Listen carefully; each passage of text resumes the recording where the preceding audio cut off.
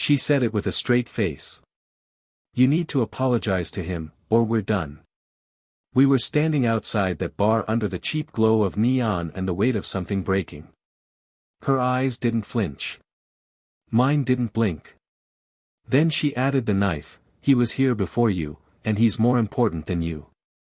I didn't yell. I didn't argue. I just nodded as if I'd finally understood something that had been lurking in the shadows too long. Then I turned, got in my car, and drove away. Quiet.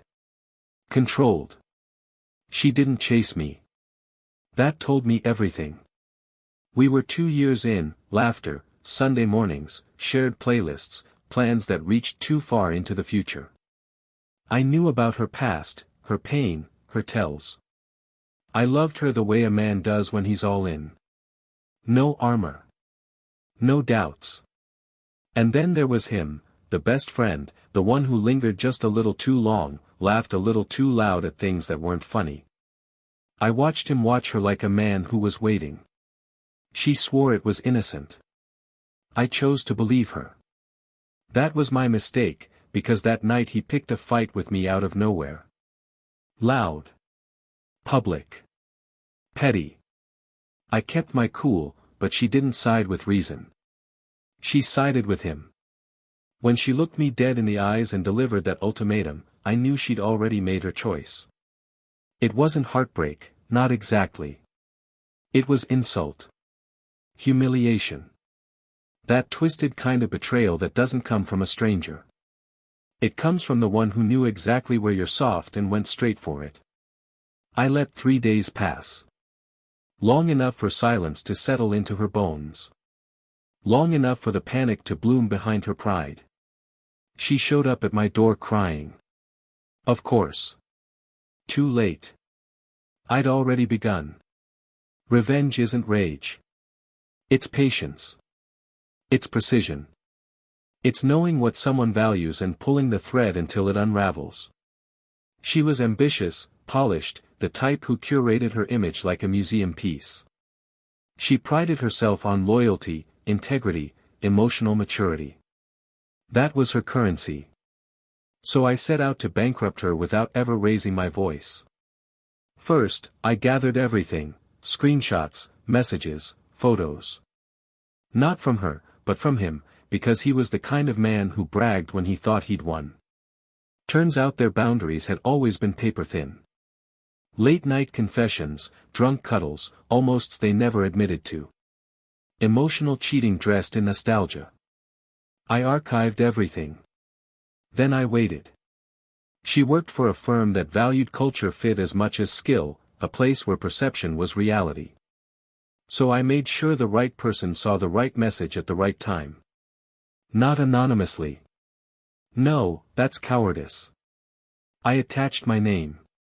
A single email, calm and respectful, thought you should be aware of the ethical concerns surrounding your associate. Attached, a PDF. She didn't get fired. She got reassigned. Demoted quietly. Stripped of the high-profile cases.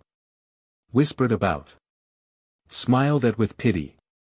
She never saw it coming. And him? I made sure his girlfriend got the same file. She dumped him publicly at a dinner party. I wasn't there, but I heard it was messy. I never blocked her. I let her texts pile up. Then one night I answered and told her to come over. She showed up, mascara smudged, apology rehearsed. I let her in. Let her speak. And when she finally broke down, knees to the floor, voice shaking, I looked at her the way she had once looked at me. You made your choice, I said. You just didn't think I'd have the strength to walk away. She tried to blame him. Said it wasn't like that. Said she panicked. I let her finish.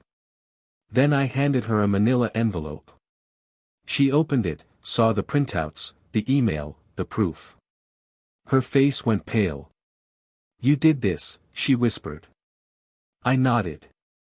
You needed to know what it feels like to lose something quietly. To be undone without a scene. Tears came fast then, but tears don't move me anymore. There's something poetic about revenge done clean. No shouting. No slamming doors. Just consequences tied to choices. Delivered in silence. She left my apartment that night like a ghost. And I went back to my couch, put on the playlist we once made, and skipped every song that had her fingerprint on it. People say forgiveness is strength. I disagree. Control is strength. Choosing when to speak, when to strike, when to let someone burn by the fire they lit themselves. She told me he was more important. She said I needed to apologize. But I don't kneel for betrayal. I stand over it. And when they fall, I watch.